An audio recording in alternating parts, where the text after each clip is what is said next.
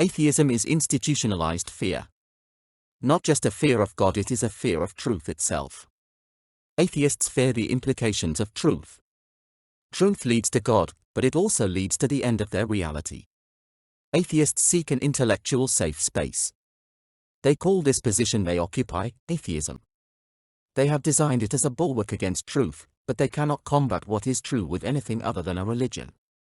Atheism is not just a denial of the God hypothesis. Nor is the latest manifestation of atheism a consequence of the logical absurdity of its premise. Of course, as we know, it is impossible to prove a negative. They cannot prove God does not exist. But we ought not be under the mistaken impression that atheism was ever about manifesting an absolute and categorical rejection of God. This kind of position cannot be adopted without embracing a reality as total as the one God created, but in mirror image. Regardless of how absolute the atheist position became, they were faced with a quandary. They had put their faith in naturalism, but once they embraced a naturalist reality, they had no path to substantiate their assumptions. One cannot reject God without rejecting truth. The naturalist worldview gave them two avenues to explore. Atheists could admit they did not think God existed and make atheism a personal choice, or they could, as they came to do, declare there was no viable path to the verification of God. As naturalist, it became common to assert all evidence of God was circumstantial and inconclusive. However, not even this position proved the security from attack atheists needed. Asserting no proof given was sufficient to achieve the threshold required to prove God exists, required atheists to discredit the argument made.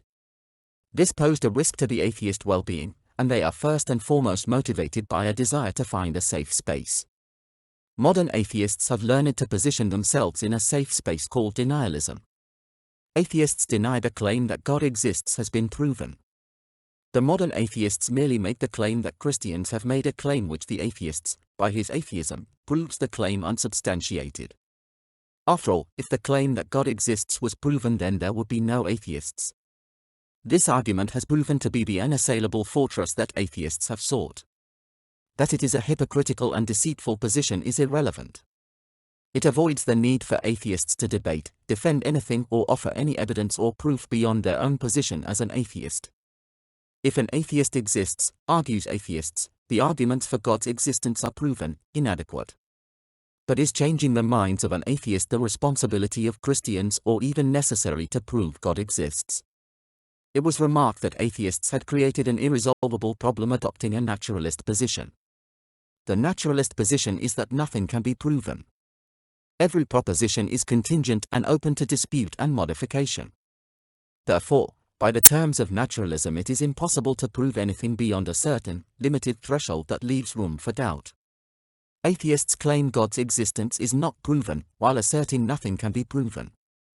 They are not claiming God's existence is a hypothesis that would be provable were it true. They are claiming no one can prove God exists because empirical evidence is never absolute.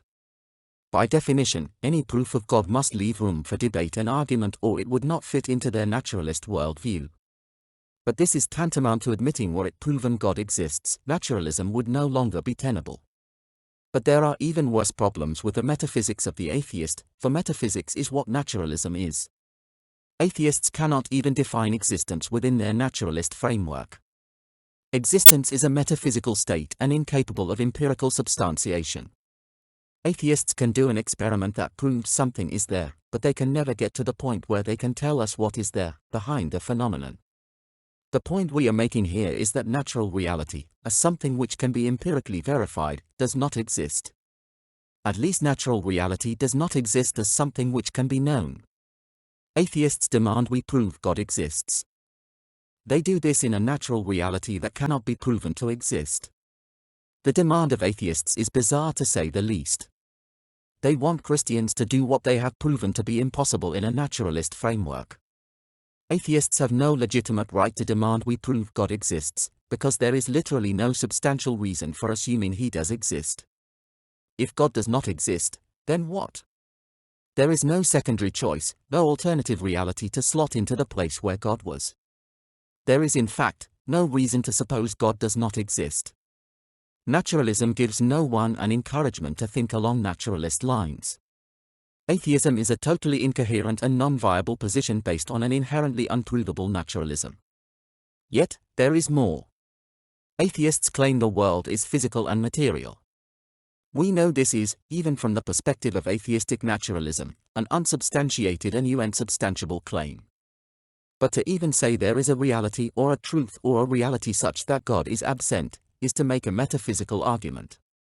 Metaphysical arguments are not permitted in naturalism. The whole point of the naturalist worldview is to claim all metaphysical arguments and statements are invalidity and meaningless. Needless to say, this claim is itself a metaphysical statement. Naturalists know of only one reality. Everything in natural reality is connected. This thinking spills over into their sociology. Naturalism argues for cultural relativity and the need to be non-discriminatory and inclusive. We are all related cosmologically, but the naturalist worldview cannot include Christians. This is a constant problem for naturalists. They preach a message to Christians that is in direct contrast to the experience of Christians when engaging with atheists. Everything atheists say and do negates and denigrates Christianity. When liberals say naturalism is about free speech, inclusivity, live and let live as a philosophy, cultures are relative and we are all part of one great universe and so on, Christianity always stands outside of their hypothetical reality like a sore thumb. Christians claim reality is created and truth is absolute. This position cannot be made consistent with naturalism. Liberals claim they support free speech, but the speech of Christians is diametrically opposed to everything liberals support. They do not want to hear us. Homosexuality is a sin or a choice, but it is not both. But this antipathy to Christianity is far worse and deeper than even atheists understand. There are a lot of religions and philosophies that are not liberal in the conventional sense of the word, yet liberals are able to reconcile their often radical beliefs with the broad outlines of liberal philosophy. Islam is considered one of the three monotheistic religions. It is dogmatic in ways that make it and liberalism incompatible, yet they have a working relationship that liberals find impossible to extend to Christianity. This is not simply bigotry or hysteria against the Christian Church. Islam is no less antipathic to homosexuality than the Christian Church. There are innate differences between Christianity and Islam and liberalism that makes Christianity a pariah in the schemata of other religions. Christianity is a dilemma for atheists in a way that other religions and philosophies are not, because Christianity is inherently different from all other belief systems. To understand this is to reject various simplistic and exception-prone methods of cataloging paradigms. The old dichotomy between religions and atheism is highly flawed. The definition of religion easily includes atheistic naturalism and excludes Christianity. The problem itself is artificial. Atheists, for their own reasons, claim religions are philosophies grounded in a belief in God. This is an untrue proposition. Even if it were true, it is not that the person believes in God that is important. It is more significant which God the person believes in. To lump Christians in with witch doctors, bull worshippers, or Aztecs does not speak of serious scholarship. The oft-repeated claim that atheists only deny one more God than Christians is an implicit refutation of their conceptualization of reality into a division between religion and atheism. Hindus do not believe in one more God than atheists. Christians do not just accept a different God than Hindus. The issue was made clear in the Bible 2,000 years ago. The Greeks had an altar to the unknown God. The early Greeks understood that, regardless of how many gods one rejected, there was always the possibility one more existed, that was not yet known. These arguments may be confusing because they are philosophical, but they are largely irrelevant to the main argument, anyway. Atheists do not reject one less God than Christians, because one cannot reject what is not known. At best, the atheist position that there is no God in their conception of reality. But to say God does not exist is anti-intellectual, unempirical and philosophically absurd. To personalize this absurd philosophy by making verification about the atheist and the powers of persuasion of a Christian is even more childish. The atheist's ability to reject a proposition has nothing to do with the merits of the proposition. The atheist's willingness to deny the arguments for God has as much significance as a 6-year-old's ability to deny any time for bed is acceptable to him. But even the naturalists claim that Christians stop short of rejecting one more God than those rejected by atheists, assumes all gods are of similar substance. Which is not an intellectually substantiable proposition. Atheists could claim that by not knowing the answer to 2 plus 2 is equal to 4 they have only rejected one more answer than has been rejected by we who say the answer is 4. Rejecting answers is not inherently rational. It is more significant that atheists have failed to recognize the right answer, preferring to reject all possible gods than trying to understand the differences between them. It will be demonstrated that the God of Christianity cannot be logically rejected. Truth requires more than people who reject the question because they do not have the capacity to seek the right answer. Naturalists prove they cannot prove anything to be true. But they think this gives them the right to be the arbiters of what has been proven. No one needs to talk to atheists for long to realize their biggest problem is a God delusion. If we compare how atheists talk and how God speaks, there is not much difference and a lot that is comparable. Even their claim they as atheists know good from evil sounds like something God would say. Atheists' statements to Christians sound as if they are writing the 10 Commandments. But in all the things atheists say and do they are bedeviled by a single fact they fail to comprehend. At root they, and all religions, are inherently evil. Atheists cannot prove they are not evil and so cannot prove they do not have the same substance as all religions. One indicator atheism is a religion is that they sound like the Old Testament God. The Old Testament was a monograph on the law. What God proved to us, through Israel, was that the law was an imperfect vehicle through which to seek perfection. By law is meant an ethical system. But it is worse than just living by a set of rules. A law is just words without the physical means to enforce it. Atheists are not just rejecting God, they are rejecting all resolutions to the problem of evil. Evil is a cost externalized onto society and future generations. This requires a power disparity between oppressed and oppressor, but more importantly, the imposition of evil requires law and a lawgiver, otherwise there would be anarchy. Even the expropriation of wealth needs to be done in a somewhat orderly and systematic way. We can call taxation and other forms of expropriation quasi-legal, but without some sense of legal justification, resistance would rise to untenable levels. People have to think the extraction is legitimate, otherwise it becomes viewed as an intolerable evil. This is why the state exists and why its formation and legitimization is always accompanied by pageantry. The fanfare is supposed to give the state a sense of legitimacy. If your existence depends on scamming a large number of people, you want to make your presence and your actions appear as normal as possible. This may seem to take us a long way from justifying our claim that atheism is a religion.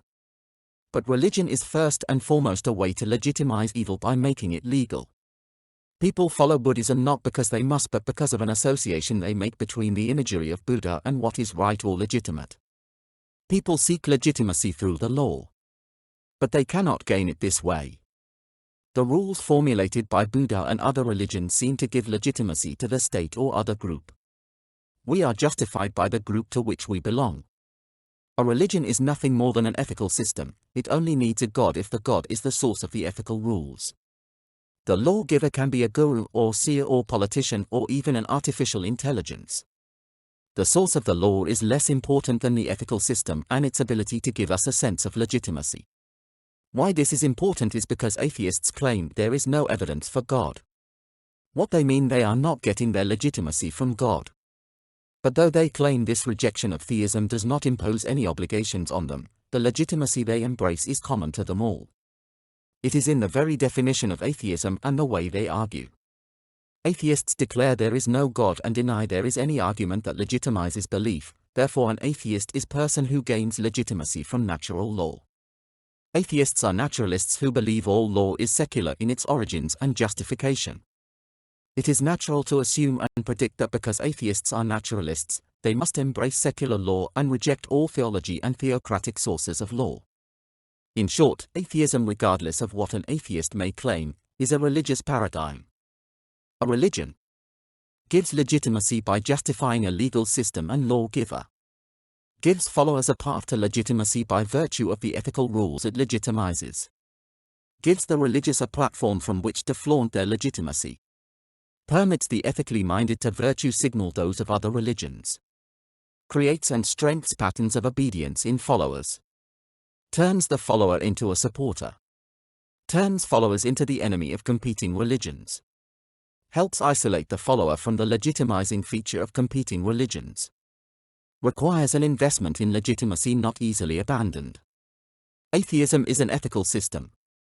Ethical systems are systems of laws based on a lawgiver that gives the legalist a path to legitimacy. Law can be modified and expressed in different ways, but religions never rise to the level of being a moral system or a faith-based theology. There is only one member in this class of things, and that is Christianity. So long as a route to justification is based on following a set of rules, it is a religion. The rules of atheism are embedded in secularism. That there are other religions that are not secularist does not preclude atheism from being a religion. Religion is a word, it has a definition, and it has features not associated with a faith-based system. The definition of a religion is a method of legitimacy based on a body of rules and a rule giver. Atheism meets this threshold of what a religion is.